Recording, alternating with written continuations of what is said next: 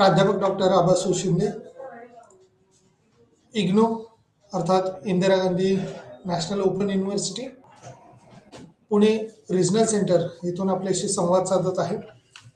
Principle of micro economics 2 अर्थात सूक्ष्म अर्थशास्त्राचे तत्वे 2 या अंतर्गत मार्केट स्ट्रक्चर ब्लॉक 1 मध्ये आपण पाहत आहोत.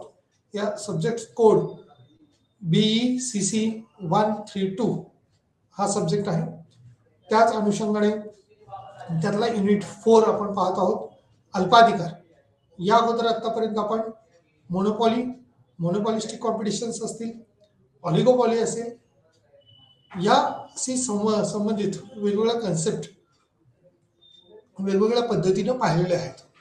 येथील मेन फोकस मोनोपॉली म्हणजेच मक्तेदारी आणि मक्तेदारीमध्ये कशा पद्धतीने बाजार अर्थव्यवस्था किंवा मार्केट स्ट्रक्चर जे आहे, बाजार रचना जी आहे ती कार्यान्वित होत असते किंवा बाजार कशा पद्धतीने चालतो आणि त्यातील प्राइस किंवा किंमत आणि उत्पादन आउटपुट कशा पद्धतीने आपल्याला मिळू शकतं, उत्पादन आपल्याला मिळू शकतं, या दोन्हीशी संबंधित ही संकल्पना आपल्याला अल्पाधिकार बाजारपेठेमध्ये किंमत आणि त्यातील असणारं उत्पादन किंवा त्या संदर्भातल्या बाबी याच्या संदर्भात डिसिशन्स ज्या आहेत त्या आता क्लिअर आपण करण्याचा प्रयत्न करणार आहोत.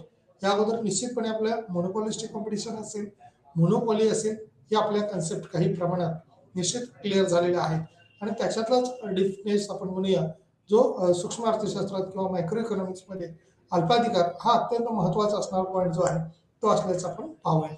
या अल्पाधिकारामध्ये जी इंडेक्स आहे ती इंडेक्स कोणत्या पद्धतीची किंवा काय आहे, तर आपण यातला अल्पाधिकाराची व्याख्या आपण बघणार आहोत. अर्थात डेफिनेशन ऑफ ऑलिगोपॉली, अल्पाधिकार बाजाराची वैशिष्ट्ये आहेत, फीचर्स ऑफ ऑलिगोपॉली, मार्केट किंवा बाजारात कशा पद्धतीनं अल्पाधिकार अस्तित्वाची काही कारणे, causes for the extension of oligopoly. अल्पाधिकारात अस्तित्वाची कारणे किंवा अल्पाधिकार निर्माण होण्याची काही कारणे ते आपण पाहतोय. अल्पाधिकाराअंतर्गत किंमत आणि आउटपुट निर्धारित करणं किंवा price and output determinant under oligopoly जे आहे ते आपण बघूया. कोटानचे मॉडेल किंवा कोर्टन मॉडेल किंवा यांनी लिहिलेले एक सिद्धांत आपण पाहणार आहोत. स्टॅगबर्ग यांनी सुद्धा एक मॉडेल मांडलेलं आहे त्याच संदर्भातला. पोल सेजवी मॉडेल किंवा काइंडिंग डिमांड कर्व अनालिसिस जो आहे तो मांडलेला आहे. स्टॅगबर्ग मॉडेल पॉल स्विजेने मांडलेलं मॉडेल आहे किंवा लिंक डिमांड कर्व विश्लेषणाच्या अंतर्गत हा भाग दिलेला आहे. मागणी वक्रामध्ये किंग का किंवा analysis of the king demand curve मागणीच्या संदर्भात असणारा हा वक्र याच्यातून दिसून येईल. त्याचबरोबर सहकारी विरुद्ध असहकार वर्तन, cooperative was non cooperative behaviour, म्हणजेच सहकारी विरुद्ध असहकार वर्तन कशा पद्धतीचं असू शकतं किंवा किती प्रमाणात असू शकतं, किंवा सहकारी क्षेत्राचा आपण पाहतो की कॉलॅबरेटिव्हली वर्क ज्यावेळेला होतं त्यावेळेला त्याचा बेनिफिट्स हा डेफिनेटली मिळत असतो. तो कॉलॅबरेटिव्ह वर्क किंवा नॉन कॉलॅबरेटिव्ह वर्क आहे तो कसा आहे किंवा किती प्रमाणात आहे तो आपल्याला बघावा लागेल. सहकारी विरुद्ध असहकार वर्तन जे आहे, कोऑपरेटिव्ह वॉज नॉन कोऑपरेटिव्ह किंवा सहकारी वर्तन आणि त्या संदर्भातली असणारी कायद्यांची किंवा त्या ठिकाणचं सिच्युएशन जी आहे ती देखील आपल्याला याच्यातनं माहिती डेफिनेटली आपण घेऊ शकणार आहोत.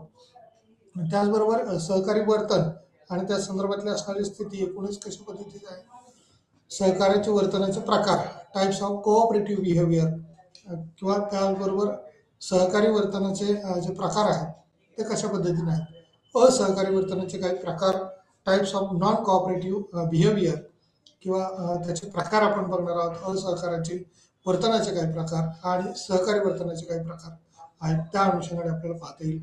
अल्पाधिकाराचा कार्टेल सिद्धांत जो आहे, कार्टेल थिअरी ऑफ ऑलिगोपॉली, त्या अनुषंगाने काय अल्पाधिकाराचा कार्टेल सिद्धांत किंवा कार्टेलची जी थिअरी आहे ती आपल्याला पाहायची आहे. एकूणच अल्पाधिकारात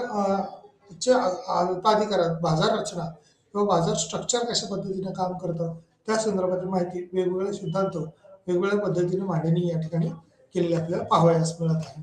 याच बरोबर इंट्रोडक्शनच्या अनुषंगाने अल्पाधिकार म्हणजे काय, तर बाजारपेठेच्या संदर्भात ज्यामध्ये केवळ काही कंपन्या बहुतेक किंवा संपूर्ण उत्पादनासाठी जबाबदार असतात.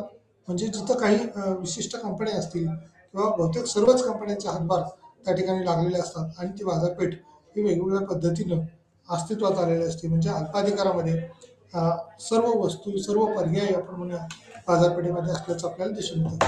डेफिनेशनकडे आपण बघताना किंवा त्याची व्याख्या आपण ज्यावेळेला पाहतो त्यावेळेला अल्पाधिकार म्हणजे एकसंध किंवा भिन्न उत्पादने विकणाऱ्या बाजारात काही विक्रेत्यांची उपस्थिती होय. या ठिकाणी भिन्न प्रकारच्या वस्तू, वेगवेगळ्या पद्धतीच्या वस्तू ज्या विकलेल्या जात आहेत त्या बाजारात या विक्रेत्यांची उपस्थिती किंवा त्या ठिकाणी स्वतः म्हणजे उत्पादक आहेत त्यांच्या मार्फत वेगवेगळ्या प्रकारच्या वस्तू त्या ठिकाणी बाजारपेठेत दिसतो.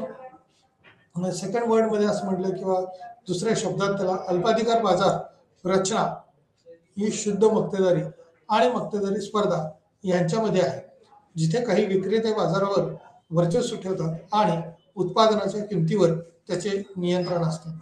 उत्पादनाची किंमत कशा पद्धतीने आहे किंवा किती किंमत ठेवता येऊ शकते, मक्तेदारी आणि मक्तेदारी स्पर्धा यांच्यामध्ये जिथे काही विक्रेते हे समतोल अवस्थेमध्ये किंवा समान पातळीवरती नफा मिळवण्याच्या दृष्टीनं कशा पद्धतीने अंमलबजावणी करता येईल ते पाहू शकलं जातं. किंवा मक्तेदारी आणि मक्तेदारी स्पर्धा यांच्यामधला दुवा आपण म्हणूया पाहिजे तर किंवा मधला घटक हा अल्पाधिकाराचा असतो.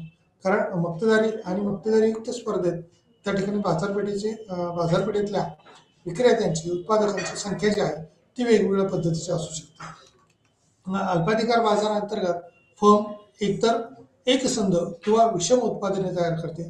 त्या विषम उत्पादनाच्या अनुषंगाने एकसंध उत्पादने तयार करणाऱ्या कंपन्या शुद्ध किंवा परिपूर्ण अल्पाधिकार आहे असे म्हटलं जातं. त्यामध्ये काही धातूंच्या संदर्भातली, मग अल्युमिनियम असेल, तांबे असेल, पोलाद असेल, जस्त असेल इत्यादीच्या संदर्भातली औद्योगिक उत्पादनाच्या बाबतीत या बाबी या प्रकर्षाने जाणवतात. विषम उत्पादने जी आहेत ती विषम उत्पादनामध्ये तयार करणाऱ्या कंपन्यांना अपूर्ण किंवा भिन्न अल्पाधिकार असे म्हटले जाते. ऑटोमोबाईल्स, साबण, डिटर्जंट, टेलिव्हिजन, रेफ्रिजरेटर इत्यादी सारख्या ग्राहकोपयोगी वस्तूच्या उत्पादनामध्ये अशा प्रकारचे ऑलिगोपॉली किंवा अल्पाधिकार आपण म्हणूया असल्याचं आपल्याला स्पष्ट होऊ शकतं. ग्राहकाला उत्पादन जे आहे ते बाजारपेठेमध्ये कशा पद्धतीने मिळू शकतं, तर या काही ठराविक कंपन्या आपण म्हणूया की जिथं संख्या तुलनात्मकरित्या इतर उत्पादनाच्या मानाने किंवा मक्तेदारीपेक्षा पर्याय त्या ठिकाणी बाजारपेठेत असतात. मग ऑटोमोबाईल्सच्या संदर्भात आहे, साबणांच्या संदर्भात ठराविक काही कंपन्या आहेत, खूप साऱ्या कंपन्या मार्केटमध्ये आहेत असं होत नाही. म्हणजे जिथं पूर्ण स्पर्धेत जर पाहिलं तर तिथल्या वस्तू ह्या असंख्य स्वरूपाच्या बाजारपेठेत उपलब्ध होतात. पण आपण अपूर्ण स्पर्धेचा किंवा अल्पाधिकाराचा बाजार पाहतो त्यावेळेला काही ठराविक कंपन्या ज्या आहेत त्या क्षेत्रामध्ये काम करणारे असतात. त्याचबरोबर टेलिव्हिजन्सच्या संदर्भातले काही निश्चित असे काही चॅनल्स आहेत की तेवढेच त्यामध्ये काम करतात. रेफ्रिजरेटर, फ्रीज आपण ज्यावेळेला म्हणतो त्यावेळेला त्याच्यातही काही ठराविक नावं आपल्या डोळ्यासमोर येतात आणि त्यांच्या मार्फत त्याची कामं चाललेली आपण पाहतो. या मक्तेदारीच्या अनुषंगाने किंवा जसं मक्तेदारीमध्ये ठराविक म्हणजे एकच उत्पादक किंवा उत्पादन पूर्ण नियंत्रित असतं तसं अल्पाधिकारामध्ये होत नाही. अल्पाधिकारामध्ये काही प्रमाणात मार्केटमध्ये उपलब्धी आपण म्हणूया उत्पादकांची असते, त्याच पद्धतीने त्यांच्या मार्केटच्या अनुषंगाने त्याच्यातले काही बदल हे निश्चित दिसून येतील. विषम उत्पादनं आहेत त्या उत्पादनाच्या अनुषंगाने त्याच्यातले बदल होतील. विषम उत्पादने तयार करणाऱ्या कंपन्यांना अपूर्ण किंवा भिन्न अल्पाधिकार असं देखील म्हटलं जातं. त्यांचे अधिकार हे भिन्न स्वरूपाचे असतात, अल्प प्रमाणात असतात. अल्पाधिकार बाजाराची काही वैशिष्ट्ये, काही विक्रेते अल्पाधिकार बाजार अंतर्गत विक्रेते कमी आहेत आणि ग्राहक बरेच आहेत किंवा ग्राहकांची संख्या जास्त आहे. बाजारांची अल्पाधिकारात विक्रेते हे जरी कमी असले तरी मोनोपॉलीपेक्षा किंवा मक्तेदारीपेक्षा हे थोडीशी जास्त आपण म्हणूया. मक्तेदारीमध्ये एकच विक्रेता त्या ठिकाणी अस्तित्वात असतो, परंतु इथं काही प्रमाणात जास्तीचे विक्रेते किंवा जास्त संख्येने असणारे विक्रेते आपण म्हणूया, उत्पादक असतात यात अल्पाधिकारामध्ये निश्चितपणे असतात. काही विक्रेत्यांचं प्रमाण असतं. त्याच्यानंतर याच्यातला सेकंड पॉईंट जो आहे तो परस्परावलंबन आहे. म्हणजे याच्यातलं अवलंबित्व जे आहे ते थोडं जास्त आहे, एकमेकावरती जास्त अवलंबून असू शकतात कारण बाजारपेठेत पर्यायी वस्तू उपलब्धी असते. हे अल्पाधिकार बाजाराचे सर्वात महत्त्वाचे वैशिष्ट्य आहे, ज्यामध्ये प्रतिस्पर्धी कंपन्यांनी केलेल्या कोणत्याही कारवाईच्या संदर्भात विक्रेत्याला सावध राहावे लागते. बाजारात कमी विक्रेते असल्याने कोणत्याही फर्मने किंमत किंवा जाहिरात योजनेत बदल केल्यास उद्योगातील इतर सर्व कंपन्यांना स्पर्धेत टिकून राहण्यासाठी त्यांचे पालन करावे लागते किंवा तशा पद्धतीनं ही बाजारपेठेची स्थिती असल्याचे दिसून येते. अल्पाधिकार बाजाराची जी वैशिष्ट्ये आहेत ते काही विक्रेते आहेत तसं परस्परावलंबन आहे. त्याचबरोबर त्याची जाहिरात जी आहे ती अल्पाधिकार बाजार अंतर्गत प्रत्येक फर्म अधिकाधिक ग्राहकापर्यंत पोहोचण्याच्या आणि त्यांचा ग्राहक वर्ग वाढवण्याच्या दृष्टीनं प्रयत्न करत असतात किंवा प्रत्येकाला ॲडव्हर्टायझिंग आपण म्हणूया की त्यांच्या उद्योगाची उत्पादनाची ही केल्यामुळं जास्तीत जास्त ग्राहक जर बाजारपेठेत उपलब्ध झाला तर आपल्या वस्तूला मागणी चांगली वाढू शकते, त्याला किंमत चांगली आकारता येऊ शकते. या अनुषंगाने त्याचा काही भाग हा महत्त्वाचा मानला जातो. त्यामुळं जाहिरातीला अल्पाधिकारामध्ये महत्त्व असतं. मक्तेदारीमध्ये अशा पद्धतीची जाहिरातबाजी करणं किंवा जाहिरात ही अपेक्षितच नाही आहे, कारण मक्तेदार हा बाजारात त्याला पर्याय नसल्यामुळं ग्राहक हा शोधत शोधत येतो.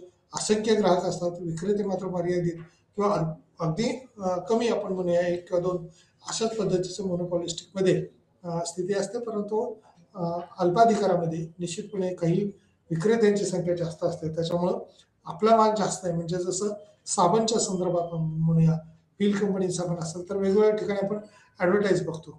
फ्रीजच्या संदर्भातली आपण जाहिरात पाहताना वेगवेगळ्या कंपन्या असतील. पूर्वी आपण वर्लपूल आपण पाहत होतो, सॅमसंग आपण पाहत होतो. म्हणजे वेगवेगळ्या कंपन्या असतील. हेअर कंपनी म्हणून एक आहे किंवा बाजारपेठेत गोदरेजची कंपनी आहे. म्हणजे फ्रीजच्या संदर्भातल्या या कंपन्या तशा पद्धतीची आपली ॲडव्हर्टाईज ही प्रत्येक कंपनी करत असते आणि जाहिरातीमुळे तीव्र स्पर्धा जी आहे ती देखील अस्तित्वात असल्याचे दिसून येते. या स्पर्धेच्या बाजारपेठेमध्ये जो आपण म्हणूया विक्रेता किंवा तीव्र स्पर्धेला समोर जाण्यासाठी फर्म किंवा उद्योग संस्था ही जास्त हालचाल करते, बाजारपेठेमध्ये आपली विक्रीसाठी वस्तू ठेवते. त्याला प्रतिस्पर्धेने लक्षणीय त्याच्यावर परिणाम किंवा इम्पॅक्ट झालेला आपण पाहतो. यामध्ये प्रत्येक विक्रेता हा त्यांच्या प्रतिस्पर्ध्यावर लक्ष ठेवतो किंवा प्रतिस्पर्धा हा आक्रमक होऊ शकतो का, त्याने जर जास्त ऑफर लावली, जास्त किमती जर एखाद्याने आकारलेल्या असतील तर त्याच्या अपोज ऑफर लावून काही वस्तू आपल्या स्वस्त करण्याचा प्रयत्न करतो. परंतु ग्राहक हा ॲज अ कम्पॅरिझन आपण म्हणूया पूर्ण स्पर्धेप्रमाणे मक्तेदारीतला जरी माहिती असली ग्राहकाला तरी पण विक्रेत्याचा अधिकार जास्त असतो. त्याच्यामुळं वस्तू विकावी का न विकावी असं असतं. तशा परिस्थितीत अल्पाधिकारामध्ये वस्तूला पर्याय जास्त असतात, त्यामुळे वस्तू विक्रीसाठी तयार असतो. परंतु ग्राहक हा ॲज अ कम्पॅरेटिव्ह तुलनात्मक विचार करून त्या बाजारपेठेतल्या वस्तूची मागणी करत असतो. त्यामुळे प्रत्येक विक्रेता त्याच्या प्रतिस्पर्ध्यावर लक्ष ठेवतो आणि आक्रमणासाठी तयार राहा किंवा त्याच्या आक्रमण तो करण्याचा प्रयत्न निश्चित करत असतो. प्रवेश आणि निर्गमन अडथळे कंपन्या त्यांना हवे तेव्हा सहजपणे उद्योगातून बाहेर पडू शकतात, परंतु त्यात प्रवेश करण्यासाठी काही अडथळ्यांना तोंड द्यावे लागते. हे अडथळे सरकारी परवाना, पेटंट, मोठ्या फॉर्मची स्केलची अर्थव्यवस्था, उच्च भांडवलाची आवश्यकता, जटिल तंत्रज्ञान इत्यादी असू शकतात. तसेच काही वेळा सरकारी नियमन विद्यमान मोठ्या कंपन्यांना अनुकूल असतात, त्यामुळे नवीन प्रवेश करण्यासाठी अडथळा म्हणून काम करतात. त्याचबरोबर समानतेचा अभाव कंपन्यामध्ये त्यांच्या आकाराच्या बाबतीत एक समानतेचा अभाव हा आहे. त्याचबरोबर काही मोठ्या कंपन्या किंवा त्या अनुषंगानं समानतेचा म्हणजे कोणी छोटा असेल कोणी मोठं असेल, म्हणजे एखाद्याचं भागभांडवल एखाद्या कंपन्यांमध्ये जास्त असतं आणि एखाद्या कंपन्यांमध्ये त्यांचं भागभांडवल हे तुलनात्मकरित्या कमी असतं, तर त्याला पर्याय पाहिला जातो किंवा पर्यायाने ती वस्तू त्या तुलनेत महाग किंवा स्वस्त असण्याची शक्यता असते. परंतु स्पर्धेत अल्पाधिकारामध्ये अशा स्पर्धांना सामोरं जात असताना कंपन्यांमध्ये त्यांच्या आकाराच्या बाबतीत एक समानतेचा अभाव छोट्या मोठ्या दिसून येतो. काही कंपन्यांमध्ये काही फीचर्स आपण म्हणूया ही जास्त असतात किंवा काहीमध्ये कमी असतात आणि त्या कंपन्यांचा संख्या ही कमी असल्याने एका फर्मने केलेल्या कोणत्याही कारवाईचा दुसऱ्या फर्मवर बऱ्यापैकी परिणाम होतो. अशा प्रकारे प्रत्येक फर्मने आपल्या प्रतिस्पर्ध्यावर बारीक लक्ष ठेवलं पाहिजे आणि त्यानुसार प्रचारात्मक क्रियाकलापांचे नियोजन केले पाहिजे किंवा तशा पद्धतीने त्याच्यात बदल हे घडून आले पाहिजेत किंवा ते बदल हे समानतेचा अभाव असल्यामुळं काही वेळेला जाणवतात, काही वेळेला जाणवत नाहीत. अल्पाधिकार अस्तित्वात असण्याची काही कारणे आहेत का, तर काही कारणे ही निश्चितपणे आहेत. एक, भांडवलाची मोठी गुंतवणूक. अल्पाधिकारी बाजारपेठेमध्ये कोणत्याही कंपनीला आपली गुंतवणूक ही मोठ्या प्रमाणावर करावी लागते. मोठ्या गुंतवणुकीमुळे त्याची असणारी एकूण स्थिती ज्यावेळेला आपण पाहू त्यावेळेला ती मोठ्या प्रमाणात बदललेली दिसते. कारण भांडवलाच्या मोठ्या गरजेमुळे उद्योगातील कंपन्यांची संख्या कमी असू शकते. कोणत्याही उद्योजकाला अशा उद्योगात मोठ्या रकमेची गुंतवणूक करायला आवडणार नाही, ज्यामध्ये विद्यमान स्तरावरील उत्पादनाव्यतिरिक्त किमती कमी होऊ शकतात. पुढे नवीन प्रवेशकर्त्याला उद्योगातील प्रस्थापित कंपन्यांद्वारे किंमत युद्ध भडकवण्याची भीती देखील असू शकते.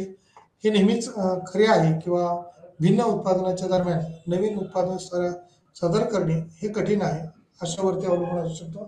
अपरिहार्य संसाधने किंवा त्याच्यावरचं नियंत्रण ठेवणं, साधन सामग्रीचं जर नियंत्रणात असेल म्हणजे त्या देशाच्या उत्पादनाच्या अनुषंगाने न बघता उत्पादक म्हणजे एखादा जसं आपण उदाहरणासाठी घेतलेलं ऑटोमोबाईल सेक्टर असतील की ऑटोमोबाईल क्षेत्रातल्या काही कंपन्या असतील, काही ठराविक कंपन्या आहेत की त्या ठिकाणी त्यांची उत्पादनं त्यांचं ब्रँड हे मार्केटला हवं अपेक्षित असतात आणि त्याचा पर्याय देखील संसाधनाची उपलब्धता आहे का याच्यावर कस्टमर बघत असतो आणि त्याला ॲज अ कम्पॅरिझन तो किंवा हे दोन्हीपैकी एक वस्तू निवडण्याला प्राधान्य देत असतो. त्यामुळे कंपन्या काही संसाधनावर नियंत्रण ठेवून असतात आणि या साधन सामग्रीच्या बेसवर इतर सर्वांच्या तुलनेत हे अनेक फायदे किंवा अनेक दृष्टीने त्यात बदल झालेला दिसून येतो. किमतीवर फायदेशीरपणे कार्य करण्यास सक्षम करते, ज्यामध्ये इतर परिस्थितीत किंवा इतर सिच्युएशनला त्यात काही बदल होतील का त्या अनुषंगाने. पुढचा जो पॉईंट आहे त्याच्यामध्ये असं म्हणले कायदेशीर निर्बंध आणि पेटंट. या कायदेशीर निर्बंधामध्ये सरकारद्वारे किंवा राज्यघटनेत आपण जसं म्हणतो किंवा कोर्टाकडून आपल्याला काही कायदे नियम हे जे आहेत ते पब्लिक सेक्टरसाठी सार्वजनिक क्षेत्रासाठी हे निर्धारित केलेले असतात किंवा त्याच्यावरचं नियंत्रण असतं. या नवीन कंपन्यांच्या प्रवेशाचे राज्याकडून प्रमाणपत्राच्या अनुदानाद्वारे किंवा बारकाईने नियमन केले जाते. प्रतिस्पर्ध्यांना वगळण्याचे हे धोरण अल्प प्रमाणात किंवा सेवांच्या डुप्लिकेशनच्या अवस्थामुळे असू शकतं किंवा निर्माण होऊ शकतं.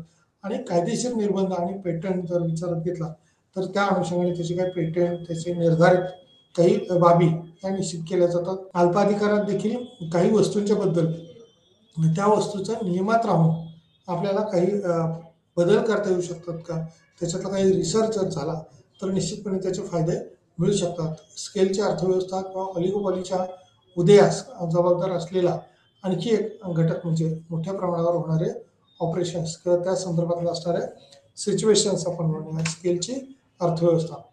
उत्कृष्ट उद्योजक. आता उत्कृष्ट उद्योजक कोण असू शकतो किंवा कशा पद्धतीने उत्पादन करू शकतो. काही उद्योगामध्ये काही श्रेष्ठ उद्योजक असू शकतात ज्यांचा खर्च हा कनिष्ठ प्रतिस्पर्ध्यापेक्षा कमी असतो. हे उद्योजक त्यांच्या बहुतेक प्रतिस्पर्ध्यांची विक्री करतात आणि त्यांना संपवत असतात. आता या विलिनीकरण ही दोन किंवा अधिक स्वातंत्र्य एकत्र करून अनेक अल्पाधिकार हे तयार केले जातात किंवा काही उद्योगामध्ये काही श्रेष्ठ उद्योजक हे असणार त्या ज्याचा खर्च हा प्रतिस्पर्ध्यापेक्षा कमी असतो. हे उद्योजक हे त्याच्या बहुतेक वेळेला प्रतिस्पर्ध्यांमुळे खरं तर ॲडव्हर्टाईज ही ऑटोमॅटिकली होत असते की याचा हा स्पर्धक आहे, मग त्याची ॲडव्हर्टाईज येण्याच्या अगोदर त्या स्पर्धकाच्या संदर्भातली माहिती ही मिळत असते. त्यामुळे ॲज अ कम्पॅरिझेटिव्ह आपण पूर्वी गोदरेज कंपनीच्या ज्या काही वस्तू असतील त्यांना प्राधान्य दिलं जायचं. त्याचबरोबर टू व्हीलरमध्ये बजाज कंपनीचा विचार करता पूर्वी त्याला फार प्राधान्य दिलं जायचं. आता या बदलत्या सिच्युएशनमध्ये अनेक पर्याय उपलब्ध झालेले आहेत आणि त्या पर्यायाकडे वेगवेगळ्या पद्धतीनं ग्राहक हा पाहत असतो. त्यामुळे उद्योजकांच्या दृष्टीने देखील उत्पादन आपलं कसं बदलता येईल, कशा पद्धतीने करता येईल त्या दृष्टीने उद्योजक उत्पादन करत असतो. उद्योगात प्रवेश करताना अडचणी असतात किंवा सुरुवातीला त्या कॉम्पिटिटरचे किंवा कुणाबरोबर स्पर्धा आहे, किती प्रमाणात स्पर्धा आहे त्याचा एक आपल्याला अंदाज घ्यावा लागतो. उद्योगात प्रवेशाच्या अडचणीमुळे ऑलिगोपॉली किंवा अल्पकालीन अल्पविक्रेता अधिकार जो आहे त्याची स्थिती कशा पद्धतीने असते अस्तित्वात येऊ शकते. काही उद्योगामध्ये एक मोठी अडचण म्हणजे भांडवलाची मोठी गरज. उद्योगपतींना अशा उद्योगामध्ये प्रवेश करणे आवडत नाही ज्यात अगदी एका फॉर्मच्या किमती इतक्या कमी होण्याची शक्यता आहे की ते सर्वांसाठी फायदेशीर नाही. त्यांना कदाचित किंमत युद्धाची भीती वाटू शकते की त्यांच्या प्रवेशामुळे उद्योगातील प्रस्तावित कंपन्याकडून चिथावणी मिळू शकते किंवा त्या अनुषंगाने तसे बदल हे झालेले आपल्याला पाहायला मिळतात. उत्कृष्ट उद्योजक किंवा काही उद्योगामध्ये काही श्रेष्ठ उद्योजक जे आहेत ते असू शकतात, त्याची उत्पादने असू शकतात, विलिनीकरणाचे हे 2 किंवा अधिक स्वतंत्र एकत्र करून स्वतंत्र घटक आपण म्हणूया ते एकत्र करून उत्पादने हे चालत असतात.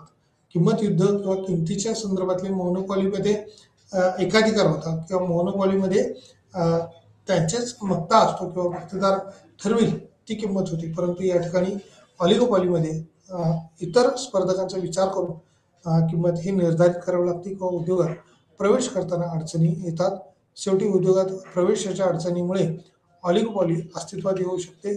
काही उद्योगामध्ये एक मोठी अडचण किंवा भांडवलाची मोठी गरज ही उद्योगपतींना भेडसावत असते किंवा त्या पद्धतीने त्याच्या समोर जातात. उद्योगामध्ये प्रवेश करणे आवडत नसल्यास किंवा ज्यात अगदी एका फॉर्मच्या किमती इतक्या कमी होण्याची शक्यता आहे की ते सर्वांसाठी फायदेशीर नाही. त्यांना कदाचित किंमत युद्धाची किंवा किंमत स्थितीची ही बाब माहिती असणे गरजेचं असते. त्याचबरोबर अल्पाधिकार किंवा अंतर्गत किंमत आणि आउटपुट हे निर्धारण होऊ शकतं. अल्पाधिकार परिस्थितीत मागणी ओळखली जाईल आणि समतोल किंमत आणि उत्पादन निश्चित केले जाऊ शकते. अल्पाधिकारात अंतर्गत किंमत आणि आउटपुट हे निर्धारण केले जाऊ शकते किंवा त्यात निर्धारित असू शकतं. अल्पाधिकार परिस्थितीत मागणी ओळखली जाईल आणि समतोल किंमत आणि उत्पादन निश्चित केले जाऊ शकेल किंवा त्या अंतर्गत तसा भाग हा विचारात घेतला जाऊ शकतो. त्यामध्ये जसं अल्पाधिकाराच्या अंतर्गत प्राईसच्या संदर्भात आपण सांगतो तशा पद्धतीनं दुसरा जो दृष्टिकोन आहे तो संगणमतावर आधारित आहे किंवा अल्पाधिकारामध्ये एक गट तयार करू शकतात आणि त्याचे संयुक्त उत्पादन म्हणजे वेगवेगळ्या कंपन्या जरी एकत्र आल्या तरी त्याचं एक उत्पादन किंवा एखाद्या ठिकाणी मार्केटचं हब निर्माण होऊ शकतं. त्यामुळे या पर्यायात जसं आपण मॉलमध्ये पाहतो की वेगवेगळ्या कंपन्यांच्या वस्तू आपल्याला एकाच छतामध्ये मिळू शकतात किंवा एकाच काउंटरवरती मिळू शकतात. तशा पद्धतीनं या कंपन्या मार्केटमध्ये अस्तित्वात असतात. उदाहरण म्हणजे कार्टेल एक फर्म नेता म्हणून निवडली जाते किंवा नेत्याने या अनुषंगाने ठरवलेले भाव किंवा वस्तूची असणारी किंमत या अशा वेळी इतरांपेक्षा किंवा इतरांच्या स्थितीत ते पालन केलेले दिसून येतो. तिसरा दृष्टिकोन असे गृहीत धरतो की एक अल्पसंख्याक त्याच्या प्रतिस्पर्ध्याच्या प्रतिक्रियेचा अंदाज लावतो. किमती आणि आउटपुट हे निश्चित संबंधित समस्या अशा गृहीतकांनी सोडवल्या जातात किंवा त्या अनुषंगाने त्याच्यातले बदल हे निश्चित झालेले असतात. अल्पाधिकारांतर्गत किंमत आणि आउटपुट निर्धारण किंवा अल्पाधिकाराच्या परिस्थितीत बदल हे देखील घडून येतात. दुसरा दृष्टिकोन किंवा संगणमतानुसार जो सांगितलेला भाग आहे आणि तिसऱ्यामध्ये एका अल्पसंख्याक किंवा त्याच्या प्रतिस्पर्धेच्या प्रतिक्रियेचा अंदाज त्याच्यात लावला जातो. किमती आणि आउटपुट किंवा हे निश्चित संबंधित बाबी आहेत. त्या अल्पाधिकार अंतर्गत किंमत आणि आउटपुट हे निर्धारण केलेले दिसून येते. कोनॉटचे मॉडेल 1838 मध्ये ऑगस्टिन कॉर्टोनो यांनी डिओपॉलिसिसचे एक साधे मॉडेल मांडलं होतं. त्या 1838 मध्ये तेव्हापासून आजपर्यंत आपण पाहतोय की मायक्रो इकॉनॉमिक्समध्ये अशा पद्धतीच्या मॉडेलचा स्टडी करणं किंवा अभ्यास करणं याची गरज असल्याचे आपल्याला दिसून येते. विशेष करून याच्यातले पॉईंट्स जे आहेत ते जास्त आहेत. खऱ्या अर्थाने 2 कंपन्या एक संध आणि अभेद्य वस्तूचे उत्पादन करतात. म्हणजे 2 कंपन्या आहेत, एक संध किंवा एकसारख्याच अशा वस्तू आहेत त्या निर्माण करत असतात. म्हणजे समजा फ्रीज कंपनी आहे. ऑटोमोबाईलच्या अनुषंगाने आपण म्हणूया की इतर वस्तूच्या संदर्भात म्हणूया, टीव्हीच्या संदर्भात म्हणू शकतो आपण, कम्प्युटरच्या संदर्भात आपण म्हणू शकतो. म्हणजे या ज्या कंपन्या आहेत त्या 2 कंपन्या आहेत किंवा एक संघ म्हणजे एकसारख्याच वस्तू तयार करतात. जिथेही टीव्ही तयार केला जातो इथे टीव्ही, इथेही फ्रीज तयार केला जातो तिथेही फ्रीज तयार केला जातो. अभेद्य स्वरूपाच्या वस्तूचं उत्पादन केलं जातं. बाजारात इतर कोणत्याही कंपन्या नाहीत ज्या समान किंवा पर्यायी वस्तूचे उत्पादन करतात. कॉर्टोने या ठिकाणी एक गृहीत धरताना असं धरलेलं आहे किंवा या गृहीतकावर कंपन्या एक संध आहेत, एकसारख्या 2 कंपन्या आहेत. तिथं पर्यायी वस्तू म्हणजे वेगळ्या वस्तूचं उत्पादन करणाऱ्या इतर कंपन्या नाहीत. त्यामुळे 2च किमती आहेत. वस्तू एक प्रकारच्या आहे परंतु कंपनी ज्या आहेत ते 2 आहेत. इतर कोणत्याही कंपन्या बाजारात प्रवेश करू शकत नाहीत किंवा करणारही नाहीत. म्हणजे या ठिकाणी अल्पाधिकार ज्या वेळेला आपल्याला शिकायचं आहे त्यावेळेला 2 कंपन्या ज्या आहेत त्या गृहीत धरलेल्या आहेत, परंतु उत्पादन हे निश्चित स्वरूपाचं आहे. त्याच्यामध्ये अमर्याद स्वरूपाचं नाही आहे. त्याचबरोबर इतर कंपन्या मार्केटमध्ये येणार नाहीत किंवा पर्याय त्याच्यातला बाजारात उपलब्ध नाही. सामूहिक वर्तन प्रतिबंधित आहे. कार्टेल तयार करण्यासाठी कंपन्या एकत्र काम करू शकतात नाही. म्हणजे इतर कुठल्याही पद्धतीचं कार्टेलच्या अनुषंगानं संग्रहित होण्यासाठी किंवा एकत्र येण्याच्या दृष्टीनं कंपन्या ह्या तयार नाहीत आणि विशिष्ट प्रकारच्या कंपन्या ह्याच फक्त आपलं उत्पादन मार्केटमध्ये आणत असतात किंवा मार्केटमध्ये त्याच्या पद्धतीनं उपलब्धी ह्या होत असते किंवा 2च कंपन्या आहेत. त्याचबरोबर नमूद केलेल्या काही गृहीतकाव्यतिरिक्त कार्नोट डुप्लॉट हे मॉडेल जे आहे ते या अनुषंगानं प्रत्येक फर्म उत्पादनासाठी एक प्रमाण निवडते. सर्व कंपन्या एकाच वेळी ही निवड करतात किंवा मॉडेल एक स्टेज गेमसाठी मर्यादित आहे. कंपन्या त्याचे प्रमाण एकाच वेळेला किंवा एका विशिष्ट वेळेवरती टप्प्यावरती त्याची निवड केली जाते. त्यामुळे कॉर्नर मॉडेल जे आहे ते काही गृहीतकाच्या आधारावरती आहे. फर्मसाठीच्या किंवा उद्योग संस्थेच्या कुटुंब संस्थेच्या उत्पादनाच्या अनुषंगाने किंवा त्याचं असणारं एकूणच उत्पादनासाठीचं योगदान एक प्रमाण हे विशिष्ट प्रकारचे निवडलेलं असतं. त्याच्यामध्ये जास्त किंवा कमी असं प्रमाण होणार नाही. स्टॅगलबर्गचे मॉडेल, आता स्टॅगलबर्ग यांनी काय सांगितले, डिओपॉली जे आहे ओलिगोपॉलीच्या ऐवजी डिओपॉलीच्या एक्झाम्पल दिले. स्टॅगलबर्ग डुओपॉली मॉडेल कॉर्नट मॉडेल सारखेच आहे.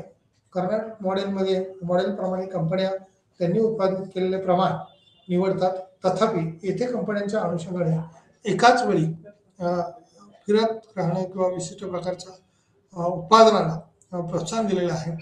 एका फर्मला दुसऱ्याच्या आधी उत्पादन प्रमाण निवडण्याचा विशेष अधिकार आहे. स्टॅगलबर्ग मॉडेलच्या अंतर्निहित गृहीत काही बाबी त्यांनी विचारात घेतलेल्या आहेत. प्रत्येक फर्मसाठी किंवा फर्म उत्पादनासाठी एक विशिष्ट प्रमाण निवडते. एक फर्म दुसऱ्याच्या आधी प्रेक्षणीय पद्धतीने त्यात निवड केलेली असते. मॉडेल एक स्टेज गेमसाठी मर्यादित आहे.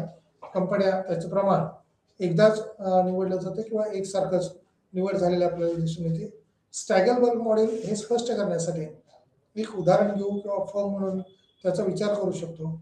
एक हे फर्म आणि च्या अनुषंगाने निर्णयावर प्रतिक्रिया देणारे फर्म 2 असलेले पहिले प्रवर्तन आहे. बाजार मागणी वक्र या अनुषंगाने त्याचा गृहीतक विचारात घेतलेला आहे. त्याचबरोबर स्टॅगलबर्ग किंवा प्रत्येक फर्म उत्पादनासाठी एक प्रमाण आहे. एक फर्म दुसऱ्याच्या आधी किंवा त्याच अनुषंगाने पद्धतीने निवड झालेली आपल्याला पाहायला मिळते. त्या पद्धतीच्या बाबतीत स्टॅगलबर्ग मॉडेल स्पष्ट करण्यासाठी एक उदाहरण आहे आणि त्या अनुषंगाने त्याची एक विशिष्ट मेथड आपण म्हणूया. निर्णयावर प्रतिक्रिया देणारे फर्म हे 2 असलेले पहिले प्रवर्तन आहे. त्याचबरोबर बाजार मागणी वक्र किंवा बाजारातली स्थिती ही कशा पद्धतीची आहे, किती प्रमाणात आहे ते देखील आपल्याला माहिती असणं अपेक्षित आहे. पॉल स्विचिंग मॉडेल जे आहे ते क्विड्स डिमांड कर्व विश्लेषण आहे.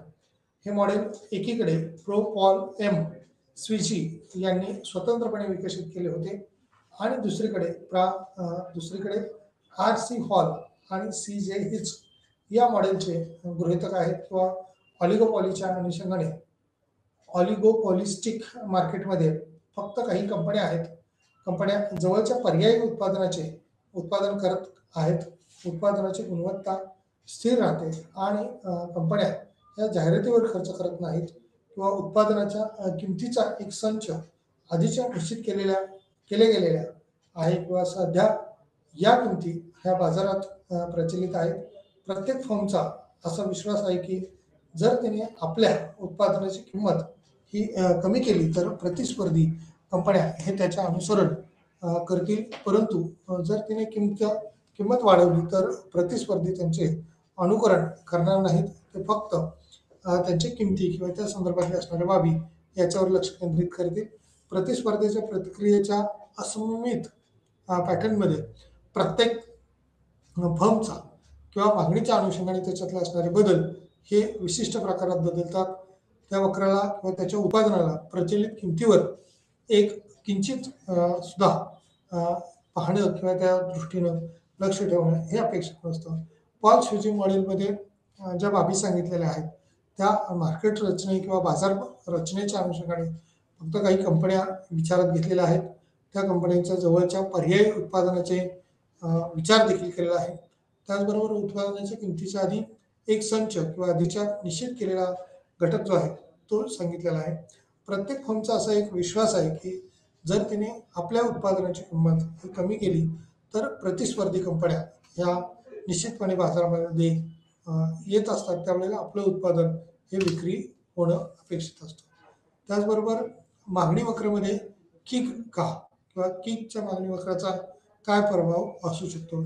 आकृतीमध्ये निश्चित दाखवलेला आहे की डावीकडून उजवीकडं मागणीचा वक्र गेलेला आहे. जसा पहिला एक दर्शवलेला आहे तसाच दुसराही दर्शवलेला आहे. परंतु पहिल्या स्थितीमध्ये क्वांटिटी जी आहे ती कमी झालेली आपल्याला दिसून येते. डी डिमांड कर्व जो दर्शवलेला आहे, डी दुसरा डिमांड कर्व जो दर्शवलेला आहे स्मॉल अक्षरांमध्ये आणि कॅपिटलमध्ये या ठिकाणी पहिल्या लिपीमध्ये आपण म्हणूया पाहिजे तर डी हा डिमांड वक्र म्हणजे जास्त किंमत असताना कमी क्वांटिटी एवढी निर्मिती होते आणि त्या ठिकाणी किंमत घटलेली असताना मागणी या ठिकाणची जास्त क्वांटिटीची झालेली दिसते. त्यामुळं परंतु होणारा सरासरी ज्या वेळेला मागणी आपण पाहतो त्यावेळेला आर एवढी निश्चित मागणी आहे. म्हणजे या ठिकाणी किक वक्र काय असं दर्शवतो तर आकृतीमध्ये आपण दोन नकारात्मक उतार असलेल्या सरळ रेषेचे मागणी वक्र यानंतर डी आणि डी वन आणि डी वन काढले आहेत. या दोन वक्रापैकी डी पेक्षा अधिक सपाट आहे. आता जेव्हा उद्योगातील एक विशिष्ट फर्म आपल्या उत्पादनासाठी किंवा उत्पादनाची किंमत बदलते, इतर सर्व कंपन्या त्यांच्या किमती स्थिर ठेवतात, तेव्हा फर्मची मागणी वक्र त्या तुलनेने सपाट होईल. म्हणजेच त्याच्या उत्पादनाच्या मागणीतील बदलाचे परिणाम आणि त्याची किंमत बदल हा तुलनेने झालेला बदल किंवा मोठी स्थिती असलेली आपल्याला अनुभवायला येईल किंवा दिसून आलेली दिसेल. मागणीच्या स्थितीत हा कशा पद्धतीने बदल करू शकतो किंवा मागणी वक्रामध्ये किक वक्र का आहे तर त्या दृष्टीने नकारात्मकता किंवा सकारात्मक आपण दोन भाग जो पाहतोय त्या नकारात्मक उतारा असलेला म्हणजे या ठिकाणी अतिशय वेगाने उतरणं मागणीच्या संदर्भात किंवा सरळ रेषेची मागणी वक्र हा आणि त्याबरोबर डी किंवा डी वन हा काढलेला आहे आणि त्या दोनपैकी डी हा वक्र डी पेक्षा अधिक सपाट झालेला आपल्याला दिसून येतोय. आणि हा सपाट जरी असला तरी जेव्हा उद्योगातील एक विशिष्ट फर्म आपल्या उत्पादनाची किंमत बदलते तेव्हा इतर सर्व कंपन्या त्यांच्या किमती ह्या स्थिर ठेवतात. तेव्हा फर्मची मागणी वक्र हा डी प्रमाणे तुलनेने सपाट होईल. म्हणजेच त्याच्या उत्पादनाच्या मागणीत बदलाचे परिणाम आणि त्याची किंमत बदल हा तुलनेने मोठा बदल हा झालेला दिसेल. म्हणजे किमतीत जर बदल झाला तर निश्चितपणे मागणीत बदल झालेला आपल्याला अनुभवायला येतो किंवा तशा पद्धतीनं मागणी ही बदलत असते असंही दिसून येतं. याच मागणी वक्रामध्ये झालेले बदल हे कशा पद्धतीने असतील किंवा किती प्रमाणात असतील ते आपल्याला या अनुषंगाने देखील माहिती मिळू शकते किंवा त्याची माहिती आपण घेऊ शकतो.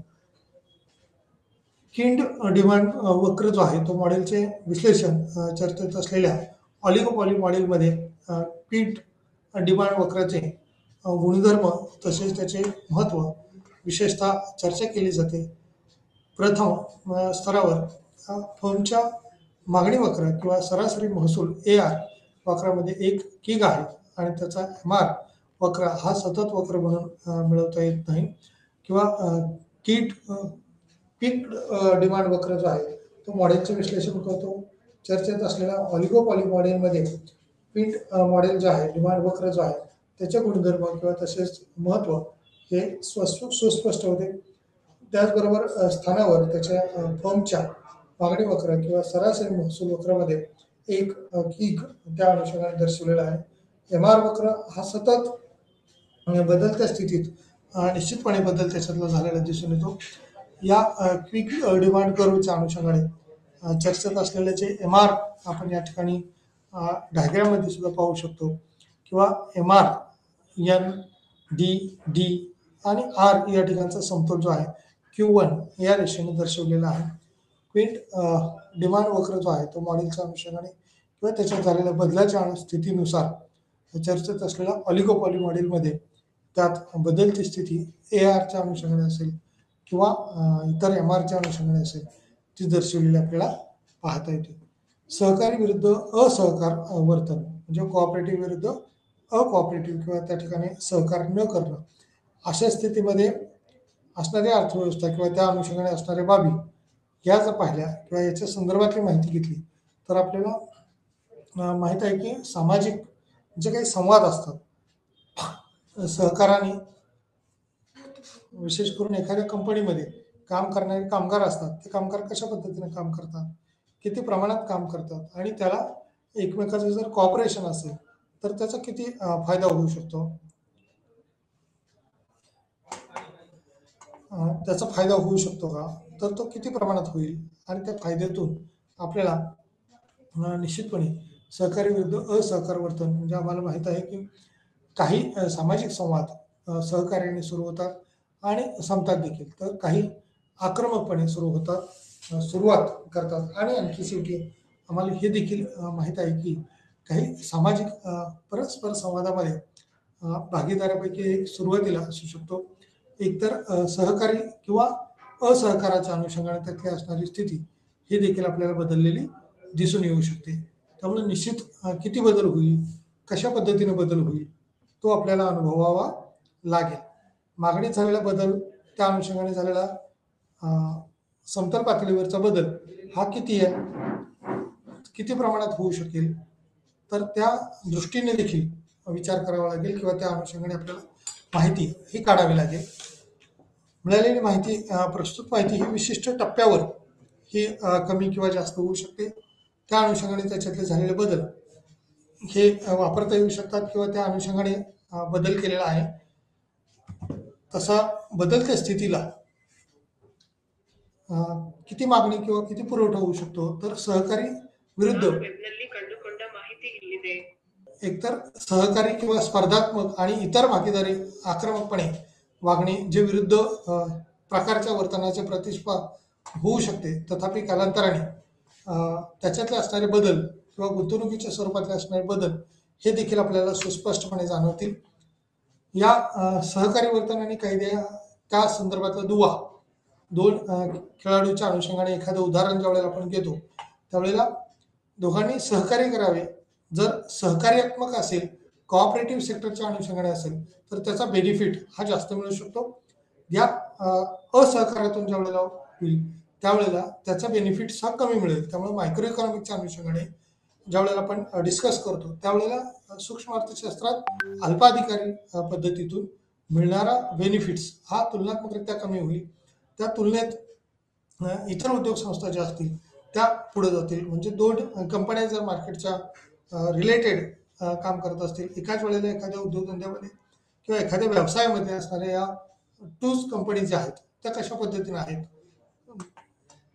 सहकार्य जर असेल, दोघांचं सहकार्य असेल तर निश्चितपणे विन विन सिच्युएशन येऊ शकते. जशा पद्धतीने आपण क्रिकेट्समध्ये म्हणतो किंवा एखाद्या खेळामध्ये म्हणतो त्या खेळाच्या बेसवर त्याच्यातले बेनिफिट्स हे निश्चितपणे कोऑपरेटिव्ह सेक्टरमध्ये जास्त मिळतात.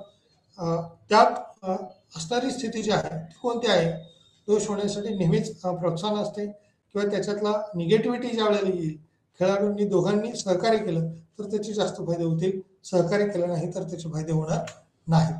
आता सहकारी वर्तनाची उदाहरणं जर बघितली आपण कोऑपरेटिव्ह सेक्टरच्या अनुषंगाने काही बेनिफिट्स ज्या वेळेला पाहतो त्यावेळेला या संख्येत सुरक्षितता किंवा त्या ठिकाणी उदाहरणाच्या अनुषंगाने काही प्राणी दिलेले आहेत, काही कळपाच्या अनुषंगाने मग म्हैस असतील किंवा इतर काही प्राणी जे आहेत ते काही कळपाने राहतात किंवा वागतात. मग त्याच्या कोऑपरेटिव्हच्या अनुषंगाने ज्यावेळेला विचार करतो त्यावेळेला त्याचा असणारच कार्य त्या सर्वांना त्याचा बेनिफिट हा निश्चित मिळतो.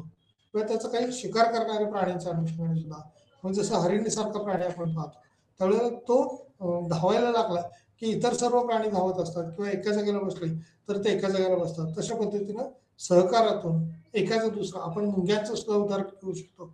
ज्या वेळेला मुंग्या एका ठिकाणाहून दुसऱ्या ठिकाणी जात असतात त्यावेळेला घोळक्याने किंवा जुळून जात असतात, पक्षी जात असतात त्यावेळेला त्याचा बेनिफिट्स हा मायक्रो लेवलला ज्या वेळेला आपण विचार करतो त्यावेळेला त्याचा सर्वांनाच होत असतो. इथं संख्यात्मक सुरक्षितता म्हटलंय, त्या सुरक्षिततेच्या दृष्टीने बेनिफिट्स आहे, संरक्षणाच्या दृष्टीने बेनिफिट्स आहे, की त्या ठिकाणी सिक्युरिटीज मिळू शकते आणि या अनुषंगाने सहकारी किंवा त्या अनुषंगाने समाजात अनेक प्रजातीमध्ये आढळते आणि ते विविध प्रकारच्या वर्तनाशी संबंधित आहे किंवा त्याचा संदर्भ हा विचारात घेतला जातो. शिकार किंवा शिकार विरुद्ध असणारी वर्तणूक किंवा त्या ठिकाणी खेळणे, आक्रमकता या बाबी सुद्धा त्या ठिकाणी महत्वाच्या आहेत. या सहकारातून निश्चितपणे बाबीत काही फायदे हे होत असतात. त्याचे बेनिफिट्स हे वेगवेगळ्या पद्धतीनं येऊ शकतात किंवा त्या अनुषंगाने त्या बाबी आहेत. असहकार वर्तनाचे काही प्रकार ज्यावेळेला आपण पाहतो, एक मिनिट आपण ते बघूया. असहकार वर्तनाचे जे काही प्रकार किंवा त्या अनुषंगाने असणारा भाग प्रतिस्पर्धेच्या तुलनेत तिची स्थिती सुधारून नफा वाढवू इच्छिणाऱ्या एका फर्मच्या क्रियांचा समावेश करते. गैरसहकारी वर्तनाचा अर्थ असा आहे की डीएम गट एक मतापर्यंत पोहोचण्यासाठी त्याचे प्राधान्य किंवा त्याची सुधारण्यास तयार नसतात आणि ते एक मतापर्यंत पोहोचण्यास देखील कमी करू शकतात किंवा त्या अनुषंगाने त्याच्यातले होणारे बदल हे निश्चितपणे जाणू शकतात, दिसू शकतात. असहकार वर्तनाचे प्रकार जे आहेत ते प्रतिस्पर्धेच्या अनुषंगाने तुलनात्मकरित्या असणारी स्थिती, त्याचे असणारे डीएम गट एक मतापर्यंत पोहोचण्यासाठी त्याची प्राधान्याने होणारे बदल हे आपल्याला पाहावे लागतील. अल्पाधिकारात कार्टेल सिद्धांत जो आहे या थेअरीच्या अनुषंगाने कार्टेलनं मांडलेले जे आपले विचार आहेत ते कशा पद्धतीने आहेत. अल्पाधिकारातली स्थिती ही वेगवेगळ्या पद्धतीची असू शकते किंवा कार्टेल हा पुरवठादारामधील मिलीभगतचा एक प्रकार आहे. जेव्हा दोन किंवा अधिक कंपन्या या सामान्यपणे ऑलिगोपॉलीमध्ये असतात, म्हणजेच जसं आपण आता फ्रीजचं उदाहरण घेतलं आणि फ्रीजमध्येच समजा वर्लपूल कंपनी असेल किंवा गोदरेज कंपनी असेल, सॅमसंग कंपनी असेल, त्याचा आपल्या उत्पादनाचा पुरवठा करत असेल, म्हणजे बाजारात पुरवठा प्रतिबंधित करण्यासाठी करार करतात आणि त्याद्वारे विशिष्ट उद्योगात उत्पादनाची किंमत ही निश्चित करतात. त्यामुळे त्याची किंमत एकदा निश्चित झाली, एका कंपनीची निश्चित झाली की दुसऱ्या कंपनीची त्याच्या जवळपासची किंमत असू शकते. त्या एरिया वाईज स्थलकाल परत्वे भिन्न असेल, परंतु त्याच्या जवळपास त्या वस्तूची किंमत असेल. कारण फार मोठा डिफरन्स ठेवला तर त्याची जास्त किंमत आहे, त्या वस्तूची मागणी होईलच असं नाही. त्यामुळे लोक पर्याय बघतील आणि कमी किमतीची वस्तू खरेदी करतील. पण थोडीशी जास्त असेल तर कस्टमरच्या दृष्टीने जास्त लॉस नसतो. त्यामुळे कस्टमर त्याची मागणी निश्चितपणे करू शकेल किंवा तशा मागणीतून आपलं उत्पादन जे आहे ते वाढवण्याच्या दृष्टीनं निश्चित प्रयत्न करेल. आणि या एकूणच उत्पादनाच्या स्थितीत कार्टेल हा एक किंवा उच्च प्रमाणात आपण म्हणूया नफा मिळवण्यासाठी प्रतिस्पर्धी कंपन्यांमधील एक घटक आहे किंवा कार्टेलच्या अनुषंगाने त्याच्यातली असणारी स्थिती ही देखील आपल्याला दिसून येईल. कार्टेल हा उच्च नफा मिळवण्यासाठी प्रतिस्पर्धेच्या विरुद्ध किंवा त्यांच्या कंपन्या असतील एक करार जो केलेला असतो, एक ॲग्रीमेंट असतं, त्या ॲग्रीमेंटच्या अनुषंगाने कार्टेल हा सामान्यतः अल्पाधिकारात उद्योगात आढळून येतो.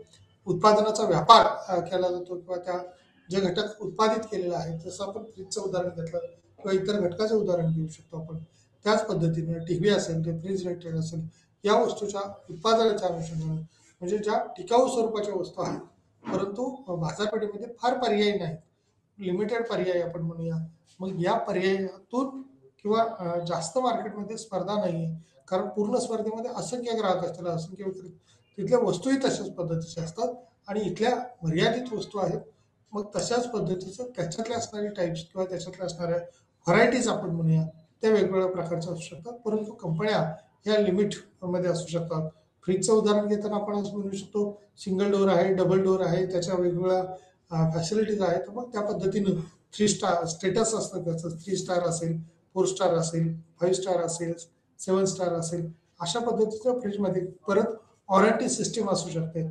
मग यातून कार्टेल सिस्टीममध्ये सांगितले नफा मिळवण्याच्या दृष्टीनं किंवा प्रतिस्पर्धेच्या दृष्टीनं कंपन्यांनी एका बाजारात किंवा एका ठिकाणी जो करार केलेला आहे त्या पद्धतीचा करार हे इतर ठिकाणच्या इतर कंपन्या देखील करत असतात आणि त्याच्यातून ॲव्हरेज प्राइस किंवा त्याची सर्वसाधारण किंमत जी आहे ती बाजारपेठेतली उपलब्ध झालेली दिसते आपल्याला आणि त्या कंपनीच्या आधारावरती जिथे विक्रेत्यांची संख्या ही देखील कमी असते, जिथं उत्पादन व्यापार केला जातो ते एक संघ असतात, म्हणजे एकनिष्ठ आपण म्हणूया एकमेकांशी, आणि त्या आधारावरती या उत्पादनाच्या बेसवरती आपल्याला अनेक गोष्टी किंवा अनेक फायदे आपल्याला मिळत असतात. त्यामुळे अल्पाधिकार कार्टेल सिद्धांत किंवा कार्टेल हा पुरवठ्यामधील मिलीबगाचा किंवा एक प्रकार आहे.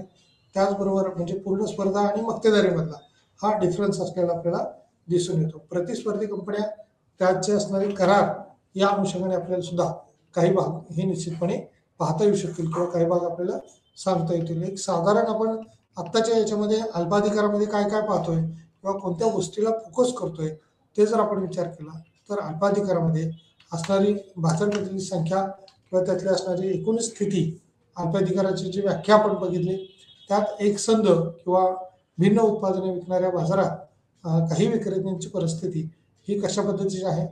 दुसरे त्याला अल्पाधिकार बाजार रचना जी आहे ती शुद्ध मक्तेदारी आणि मक्तेदारी स्पर्धा याच्यावरती भर दिलेला होता. त्याचबरोबर विक्रेते बाजारावर वर्चस्व ठेवत असतात. संख्येने कमी असल्यामुळं बाजारपेठेत पर्याय उपलब्ध होऊ दिला जात नाही किंवा आणखी जास्तीचे पर्याय नसतील. म्हणजे प्रत्येक वेळेला 3, 4, 5 किंवा 10 पर्याय असतील. 10 पेक्षा पुढचे पर्याय बाजारामध्ये उपलब्ध नसतील. जसं पूर्ण स्पर्धेमध्ये असंख्य ग्राहक, असंख्य विक्रेते असतात, तशा पद्धतीचे या अल्पाधिकारी बाजारपेठेमध्ये असू शकत नाही. इथली असणारी अल्पाधिकारी बाजारपेठ ज्यावेळेला आपण पाहतो त्यावेळेला त्या ऑलिगोपॉलीमध्ये स्पर्धेमध्ये किंमत ठरवणं हे त्यांच्यावरती नियंत्रित असतं किंवा त्यांना आवाक्यात असतं आपण म्हणूया. आणि या नियंत्रणाच्याच आधारावरती त्याचे फायदे हे मिळणारे असतात. त्यामुळे अल्पाधिकार बाजार रचना ही शुद्ध मक्तेदारी आणि मक्तेदारी स्पर्धा यांच्यामध्ये आहे, जिथे काही विक्रेते हे बाजारावर वर्चस्व ठेवतात आणि उत्पादनाच्या किमतीवर त्याचे नियंत्रण हे निश्चितपणे असते. अल्पाधिकार म्हणजे एक संघ किंवा भिन्न उत्पादने विकणाऱ्या बाजारात आहे. विक्रेत्यांची उपस्थिती किंवा त्या ठिकाणचे असणारे विक्रेते हे तुलनात्मकरित्या मोनोपॉलीमध्ये एकच असतो, परंतु या ठिकाणी काही विक्रेते उपलब्ध असतील आणि ते विक्रेत्यांच्या मार्फत उत्पादनाच्या मार्फत विक्री वस्तूची होऊ शकते. त्यामुळे बाजारपेठेमध्ये या स्पर्धेच्या स्थितीत पूर्ण स्पर्धेकडे न जाता काही उद्योगधंदे हे अल्पाधिकारीत आपलं उत्पादन हे करत असतात किंवा तशा पद्धतीचं उत्पादन मार्केटमध्ये येण्याच्या दृष्टीनं जास्त तीव्र स्पर्धा ही नसते किंवा काही प्रमाणात आपल्याला थांबावं लागतं. अल्पाधिकार बाजारात अंतर्गत फर्म एकंदर किंवा एक संघ विषम उत्पादने तयार करते.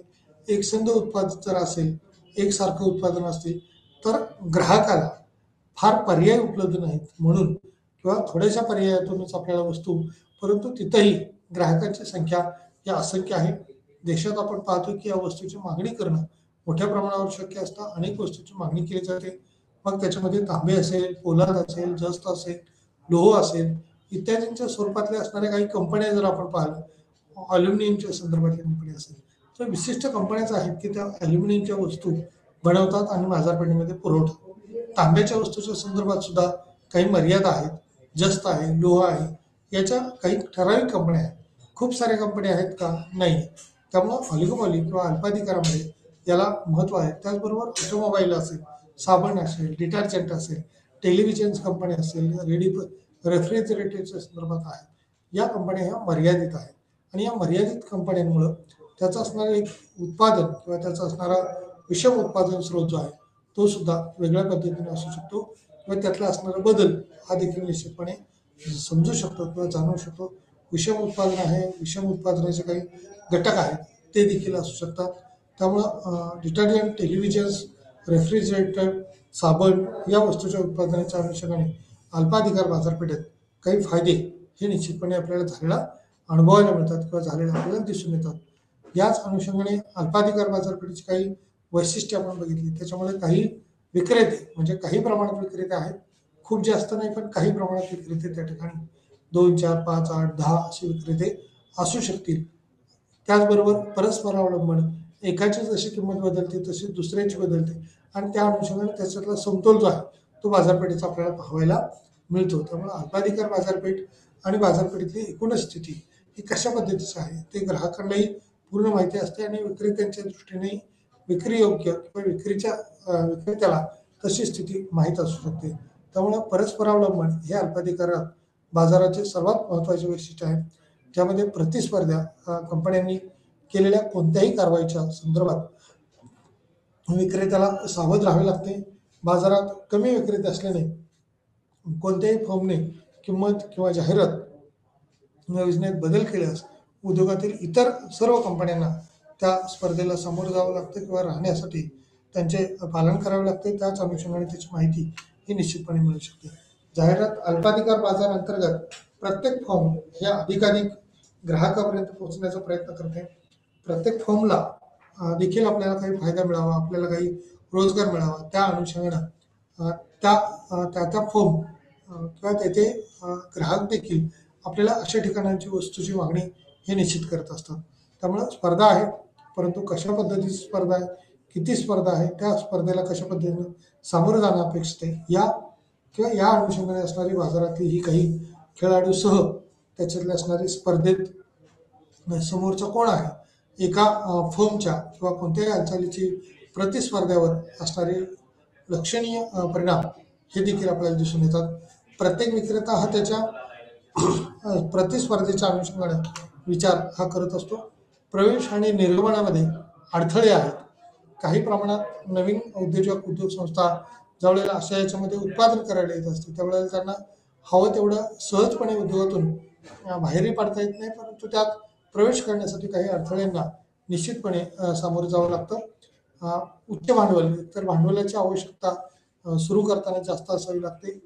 बाहेर निर्गमन व्हायचं म्हटलं तर त्यांचा जो माल आहे, त्यांचं जो प्रोडक्शन आहे ते मार्केटमध्ये राहणार नाही, कारण कंपनी बंद पडली असं जरी म्हणलं तरी त्या वस्तू तयार केल्या जाणार नाहीत आणि त्याचं तयार न केल्यामुळं पुढच्या कस्टमरने विचार करेल की आता ही वस्तू आपण कशी खरेदी करू शकतो, कारण कंपनी बंद पडली.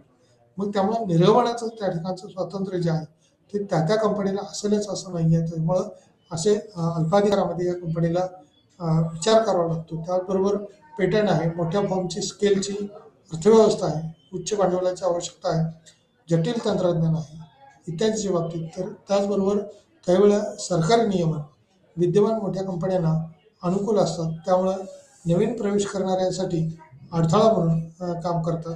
समानतेचा त्या ठिकाणचा असणारा अभाव, इक्वल सगळं असेल का, तर इक्वलतेचा अभाव असतो, कारण वेगवेगळ्या कंपन्या वेगवेगळ्या प्रकारचं उत्पादन करतात, वेगवेगळ्या ठिकाणच्या वस्तूंचं उत्पादन हे बाजारपेठेमध्ये मार्केटला येत असतं. आणि या बाजारपेठ म्हणजे देशाच्या भौगोलिक सीमेच्या आत आणि देशाच्या भौगोलिक सीमेच्या बाहेर अशा कोणत्याही ठिकाणाला जिथं वस्तू आणि सेवांची देवाण आणि घेवाण होते त्या बाजारपेठेला बाजारपेठ असं म्हटलं जातं, बाजार असं म्हटलं जातं. त्यामुळे समानतेचा अभाव असेल, समानतेची स्थिती असेल, ती देखील आपल्याला सांगता येऊ शकते किंवा त्याची बाब विशेष माहिती असावी लागते. अल्पाधिकारात अस्तित्वाची काही कारणे जर विचारात घेतलं तर भांडवलाची मोठी गुंतवणूक त्या ठिकाणी करावी लागते. भांडवलाच्या मोठ्या गरजामुळे उद्योगातील कंपन्यांची संख्या आणि त्यातला असणारा मर्यादा ही सुद्धा विचारात घेतली जाते. नवीन प्रवेशकर्त्यांना उद्योगातल्या काही ॲग्रीमेंट्स असतात, करार असतात, ते करार करावे लागतात किंवा त्या कराराच्या अनुषंगाने त्याची अंमलबजावणी त्याच्यातलं काम हे निश्चितपणे करावं लागतं. उद्योगातील प्रस्थापित कंपन्यांद्वारे किंमत युद्ध जर भडकलं म्हणजे किमती जर वाढल्या, वेगाने किमती वाढल्या तर इतर सर्वांना वाढवावे लागतील. पण एखाद्याने किंमत वाढवली आणि एखाद्याने खूप कमी केली तर त्याचा प्रतिस्पर्ध्यावर किंवा इतरांवरती निश्चित परिणाम होतो. परंतु तो अनुकूल परिणाम असेल तर फायदेशीर, परंतु त्याचं उत्पादन हे मार्केटला विकलंच जाईल असं होत नाही. किंमत लो केली म्हणून विश्वासार्हता जी आहे ती समोरच्याची असेल की नसेल याच्यातली पुन्हा शंका येते. त्यामुळं काही वेळेला असं शक्य होऊ शकतं काही कालावधीसाठी, परंतु कालावधीत असं करता येत नाही. त्यामुळे त्याच्यात अनेक अडथळे निर्माण होतात. त्यामुळे नवीन प्रवेशकर्त्यांना उद्योगातील प्रस्तावित कंपन्यांमध्ये किंमत युद्ध भडकल्याची भीती देखील असू शकते. हे नेहमीच खरे आहे किंवा त्या अनुषंगाने भिन्न उत्पादनाच्या दरम्यान नवीन उत्पादन सादर करणे हे कठीण आहे. अपरिहार्य संसाधनाचे नियंत्रण, काही कंपन्या हे काही अपरिहार्य स्थितीत तशा पद्धतीचे बदल करतात. कायदेशीर निर्बंध आहेत, त्याच पेटंटच्या संदर्भातलं सांगितलं आहे. स्केल अर्थव्यवस्था जी आहे, ऑलिगोपॉलीमध्ये आणखी एक घटक म्हणजे मोठ्या प्रमाणावर त्याचं ऑपरेशन किंवा त्याचं नियंत्रण हे करण्याचं काम सुद्धा केलं जातं. उत्कृष्ट उद्योजक, काही उद्योगामध्ये काही श्रेष्ठ उद्योजक असू शकतात, त्यांचा खर्च हा कनिष्ठ प्रतिस्पर्ध्यापेक्षा कमी असतो. त्याचबरोबर त्यांच्या भौतिक प्रतिस्पर्ध्याची विक्री करतात आणि त्या विक्रीसाठी असणाऱ्या वस्तू असतील, विलिनीकरण असतील, उद्योगात असणारा प्रवेश करताना काही अडचणी असतात का, शेवटी उद्योगात प्रवेशाच्या अडचणीमुळे ऑलिगोपॉली अस्तित्वात येऊ शकते. काही उद्योगामध्ये एक मोठी अडचण आहे किंवा त्या भांडवलाची मोठी गरज उद्योगपतींना असू शकते. उद्योगामध्ये प्रवेश करणे, त्या अनुषंगाने त्याच्यातला बदल होणं, एका फर्मच्या किमती इतका त्यातली असणारी स्थिती हे बदलू शकते किंवा तशा बदल होते. अल्पाधिकारात अंतर्गत किंमत आणि आउटपुट निर्धारण किंवा अल्पाधिकार परिस्थितीत मागणीची स्थिती, पुरवठ्याची स्थिती, त्या इतर परिस्थितीचा विचार करून, कारण 2 किंवा 3, 4, 5 अशा पद्धतीच्या कंपन्या या त्यात संगणमताने एकत्र आलेल्या असतात. या कंपन्यांचे किती फायदे होऊ शकतील, कंपन्यांच्या अंतर्गत असणारे वस्तू, उत्पादनं ही कोणती आहेत. जेवढी जास्त उत्पादनं म्हणजे एकाच कंपनीमध्ये, जर फ्रीज आपण म्हणूया, फ्रीजमध्ये सॅमसंग कंपनी आलेली असेल किंवा गोदरेज कंपनी आलेली असेल, तर विशिष्ट कंपन्या आपलं वेगळं उत्पादनं करू शकतात. परंतु याच्यात या कंपन्यांव्यतिरिक्त फार कंपन्या त्या ठिकाणी नसतात. त्यामुळे अल्पाधिकारामध्ये काही मर्यादित काही थोड्या कंपन्या याच्यात या उत्पादनामध्ये काम करत असतात. त्यातल्या पर्यायी व्यवस्था जी आहे, मग त्या क्वालिटीच्या अनुषंगाने असेल किंवा इतर गुणवत्तेच्या अनुषंगाने आपण जसं म्हणतो तसे जास्त काळ राहू शकत नाहीत. त्यातल्या काही मर्यादा ह्या निश्चितपणे आपल्याला अनुभवायला मिळतात, त्याच्यात दिसून येतात. त्यामुळे यावरती आपल्याला विचार करणं अपेक्षित आहे. त्याच स्थितीत किती बदल होतील, कसे बदल होतील ते आपण याच्यातले बारकाईनं पाहिलेलं आहे. या ठिकाणी आपण थांबूया. धन्यवाद.